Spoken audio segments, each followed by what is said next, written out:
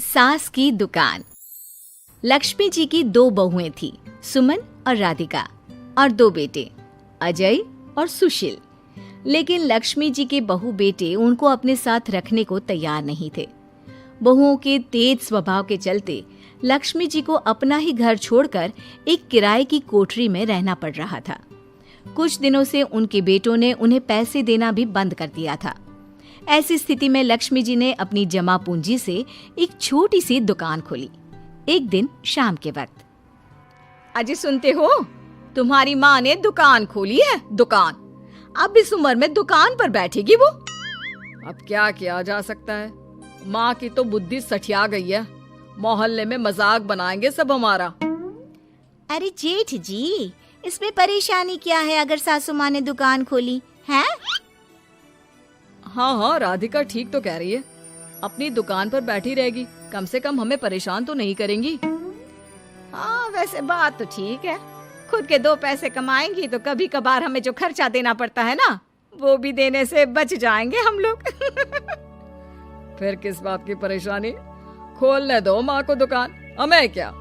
वैसे भी अपनी कोठरी में चुपचाप रह रही है ना, चाहे दुकान खोले या मॉल बनाए, हमें उससे क्या लेना देना। अगले दिन सुमन अपनी सास की दुकान पर पहुंचती है।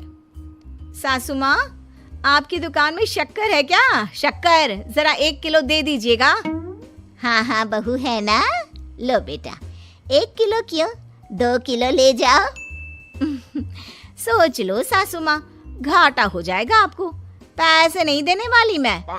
देखो सुमन, ये मेरी दुकान है और यहाँ पर जो भी कोई सामान खरीदने आता है उसे पैसे तो देने ही पड़ते हैं। अरे सासू माँ, ऐसा क्यों कर रही आप? अरे देखो ना, घर पर आपका बेटा और पोते पोती दूध में शक्कर डालने के लिए कब से इंतजार कर रहे हैं। जरा उनके बारे में तो सोचिए। अरे ऐसी बात है क्या? अब मुझे नहीं पता था। बहू एक काम करो, वैसे भी पहली बार आई हो ना, ये शक्कर तुम ऐसे ही ले जाओ, पैसे देने की जरूरत नहीं है। अगले दिन राधिका भी अपनी सास की दुकान पर पहुंचती है। प्रणाम सासू माँ, कैसी चल रही है आपकी दुकान? बस बेटा, जैसे तैसे करके काम चला रही हूँ। तुम बताओ, घर में सब राजी खुशी है ना? हाँ हाँ मम्मी जी, सब कुछ ठीक ठाक है।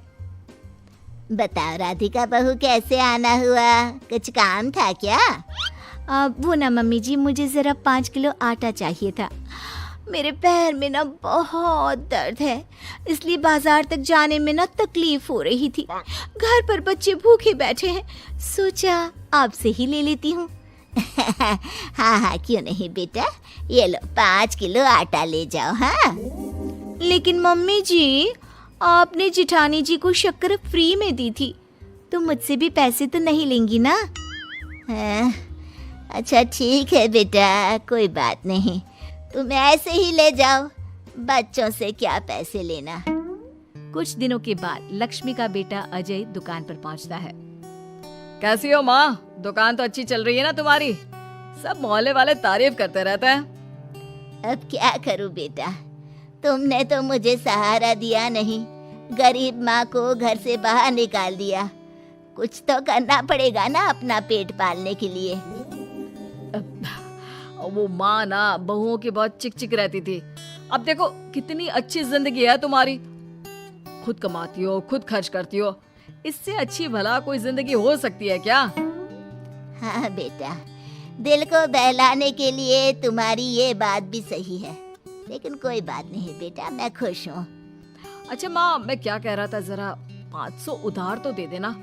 कमाल की बात है बेटा, तुम मुझसे पैसे उधार मांग रहे हो। तुम्हारे पास पैसों की क्या कमी है? अरे माँ, इस महीने की तनख्वाह नहीं आई और आप तो अपनी बहू को जानती है ना, उसे शॉपिंग करनी है। जल्दी वापस लौटा दूंगा माँ। ठीक है बेटा, ये लो 500 रुपए, लेकिन देखो कुछ दिनों में वापस दे देना, मुझे अपनी दुकान के लिए माल भी तो खरीदना है। हाँ हाँ ठीक है माँ, जल्दी पैसे लौटा दूंगा। बहुत दिनों तक अजय अपनी माँ लक्ष्मी के पैसे वापस नहीं देता और सुमन और राधिका बार बार किसी न किसी बहाने से अपनी सास लक्ष्मी की दुकान से बिना पैसे दिए खूब सारा सामान ले आती है, जिसकी वजह से लक्ष्मी को अपनी दुकान में बहुत घाटा होता है। फिर एक दिन जब राधिका सामान लेने के लिए लक्ष्मी की दुकान पर पहुंचती है, सासू माँ, जरा वो 1 किलो दाल तो देना। नहीं बहू, अब मैं तुम्हें या सुमन को कोई सामान फ्री में नहीं देने वाली। तुम लोगों ने कभी कोई मदद नहीं की मेरी, उल्टा मेरी दुकान से फ्री का सामान ले जाकर मुझे मुश्किल में डाल दिया है। लेकिन मम्मी जी, हम तो आपके बच्चे हैं ना। अगर इतना ही मेरे बच्चे हो तो फिर मुझे घर से बाहर क्यों निकाल दिया? देख बहू, अब मैं तुम्हें 1 रुपए का सामान भी फ्री में नहीं दूंगी। और जाकर सुमन को भी कह देना, आए दिन तुम्हारा पति मुझसे उधार ले जाता है और वापस भी नहीं लौट आता। राधिका गुस्से में घर वापस आती है। घर आने के बाद, क्या हुआ राधिका, बहुत गुस्से में लग रही हो तुम? सासू माँ की दुकान पर गई थी ना? सासू माँ का तो कुछ करना पड़ेगा, जब से ये दुकान खोलकर बैठी है। अक्कड़ तो देखो उनकी। अरे लेकिन हुआ क्या है? होना क्या है, दाल लेने गई थी, मुझे 4 बातें सुनाकर उल्टा भेज दिया, कुछ दिया भी नहीं। ये तो सासू माँ ने ठीक नहीं किया। देखो मेरे पास ना एक बहुत अच्छा प्लान है। कैसा प्लान भाभी? हम अपनी सासू माँ की दुकान में किसी चोर से कहकर चोरी करवा देते हैं और सारा सामान अपने घर मंगवा लेंगे। उसके बाद हमारे पास फ्री में सामान भी आ जाएगा और सासू माँ की अकल भी ठिकाने आ जाएगी। ठीक है भाभी, मैं आपका पूरा साथ दूंगी। आप जल्दी से ये काम करवा दीजिए। और 2 दिनों के बाद सुमन और राधिका एक चोर से मिलकर लक्ष्मी की दुकान में चोरी करवा देते हैं। हे भगवान, ये क्या हो गया? इस उम्र में जैसे तैसे अपना गुजारा कर रही थी, लेकिन चोर मेरा सारा सामान लेकर चले गए। अब क्या होगा? तभी वहां पर राधिका और सुमन पहुंच जाती है। क्या हुआ सासू माँ, बहुत दुखी लग रही हैं आप। अरे क्या बताऊं, मेरी दुकान का सारा माल चोरी हो गया। अब अगर आप अपने ही बहू बेटे को सामान नहीं देंगी तो ऐसा तो होगा ना सासू माँ। अब राधिका की बात सुनकर लक्ष्मी को यकीन हो जाता है कि इस चोरी के पीछे कहीं न कहीं उसकी दोनों बहुओं का ही हाथ है। लक्ष्मी एक प्लान बनाती है। पैसे उधार लेकर अपनी दुकान में फिर से खूब सारा सामान ले आती है। अरे भाभी, देखा आपने, सासू माँ की दुकान तो फिर से सामान से भर गई है। हाँ वही तो, मैं तो सोच रही थी कि एक बार में उनकी अकल ठिकाने आ जाएगी, पर लगता है फिर से कुछ करना पड़ेगा। लेकिन अब हम क्या कर सकते हैं? अरे वही जो हमने पहले किया था। इसका मतलब फिर से चोरी करवाएंगे? हाँ, उसके बिना हमारा काम कैसे चलेगा? और इस बार चोरी करने हम दोनों चलेंगे, कुछ नहीं छोड़ेंगे उनकी दुकान में। सुमन और राधिका दोनों मिलकर लक्ष्मी की दुकान में चोरी कर लेती हैं और सारा सामान चुपचाप अपने घर के स्टोर में लाकर रख देते हैं। लेकिन सुबह होते ही लक्ष्मी पुलिस लेकर सुमन और राधिका के घर पहुंच जाती है।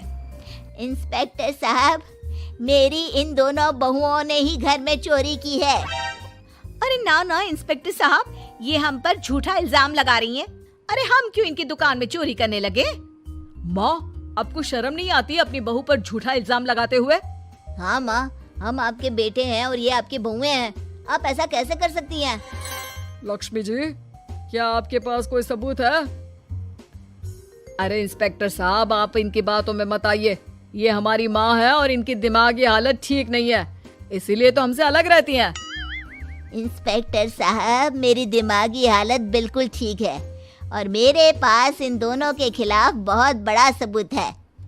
बताइए, क्या सबूत है आपके पास? आप जरा मेरी दोनों बहुओं के हाथ पानी से धुलवा दो, फिर सब कुछ साफ साफ पता चल जाएगा।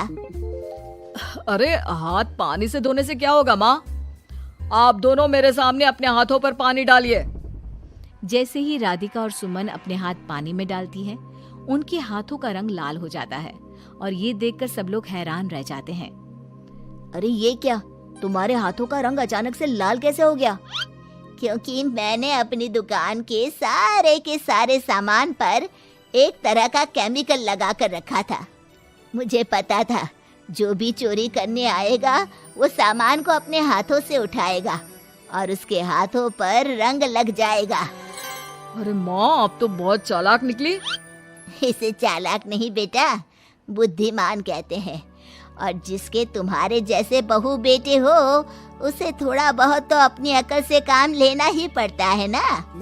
शर्म नहीं आती आप लोगों को अपनी ही माँ को परेशान करते हुए? हमें माफ कर दीजिए सासू माँ, हम आइंदा ऐसी गलती कभी नहीं करेंगे। और हाँ, आपको अपने साथ रखेंगे, आपकी सेवा करेंगे और पूरी इज्जत भी देंगे। हमें माफ कर दीजिए।